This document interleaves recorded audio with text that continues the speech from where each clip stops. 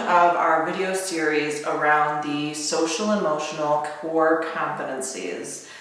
The last one we're going to be talking about today is responsible decision making. And this is one that's especially tough for us, especially right now, because we are in a stage of many of us having stay-at-home orders. And there's also a holiday for many of us right now, and we want to spend time with our family and our friends, and we're getting to a point of we've been asked to stay at home or to be removed from others and to avoid large gatherings for over a month now. So it's getting to the point of really having some hard decisions that we need to make. And I'm going to ask all of you to continue making those responsible decisions and not necessarily the decisions that will make you feel better in the moment. Because in the moment, it will feel better to give your loved ones a hug. In the moment, it will feel better to go out with friends and have a real happy hour versus a virtual happy hour. But in the long run, we run the risk of making this situation last much longer for a moment of happiness. So as we dive into the idea of responsible decision making, there are 6 things for us to think about. The first is to identify the problem. So right now, in the situation we're in, the problem is pretty obvious. The problem is that we have a new virus that has become extremely detrimental to society in a very short period of time. It is specifically targeting certain demographics. Now, in our opinion at Us Squared, it's affecting demographics from lower socioeconomic status, and because of systemic racism, it tends to be people of color. However, it really has to do more with class and socioeconomic status, but we've identified a problem. So the first step is identify the problem. The problem is that we have a virus that we are not able to control because we don't have enough medical supplies. And people are getting sicker faster than we can take care of them and help them recuperate and recover. The next thing is to analyze the situation. Now, jury is out as to how long we've known about this, but analyze the situation is we have to analyze what's going on so we can make the best decision and not do a knee-jerk reaction. So analyzing the situation is the second piece to responsible decision making. Now, I'm not here to be political or to share anyone's political viewpoints. However, there are many different versions of what happened, but what I'm going to talk about is how we can move forward making responsible decisions from here on out. Because responsible decision making is not just in relation to COVID, it's in relation to everything we do in today's world. We make decisions all the time. So I hope that we can make those decisions responsibly in a way that's going to improve our lives rather than hinder our lives or anyone else's lives. So we've identified the problem, we have analyzed the situation, now we have to get to the point where we're solving the problem, right? Now after we've solved the problem, it doesn't end there because we have to evaluate whether or not we really solved the problem. Now, this might sound familiar to some of you who have been familiar with the PDSA or Plan, Do, Study, Act.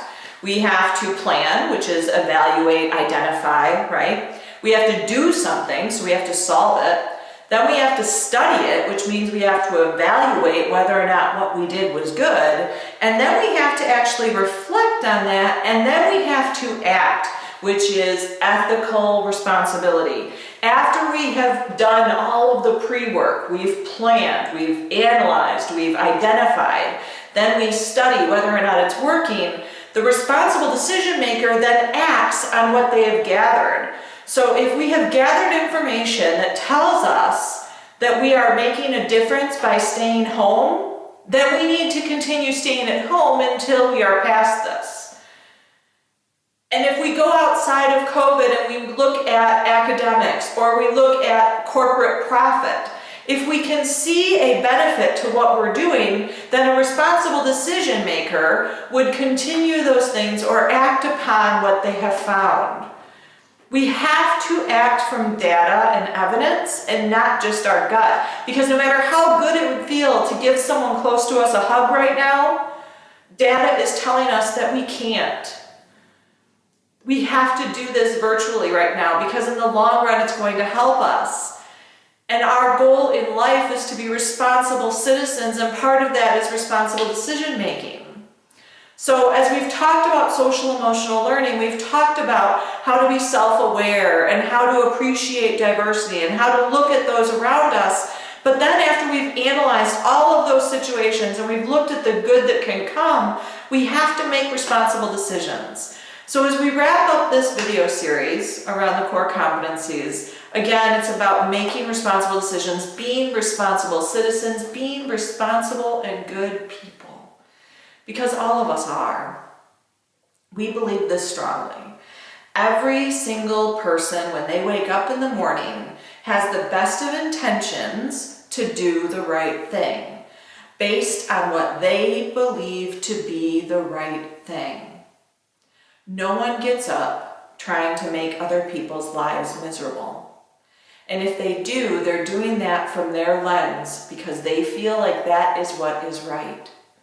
So our job here at Us Squared, and what we implore all of you to do, is to help people recognize how hurting others and condemning others is not genuinely making the world a better place. That sometimes, even though we hold a belief and a value core deep in our souls, it doesn't necessarily mean that it's what's going to help society move forward. We can do this. And I know we've heard it a lot, we're all in this together, but we truly are, because even asymptomatic people can go out there and pass things along, not even knowing that they're causing any harm. I want us all to be responsible as we move forward. Thank you so much for listening, and come back again soon to hear the next round of what we're going to be discussing around how to focus on mental health and how COVID-19 is impacting all of us in a discriminatory way, and how certain identity groups are being targeted much harder, and why that is, and what we, all of us, can do about it. Thank you so much. Have a great day, and we'll talk to you soon.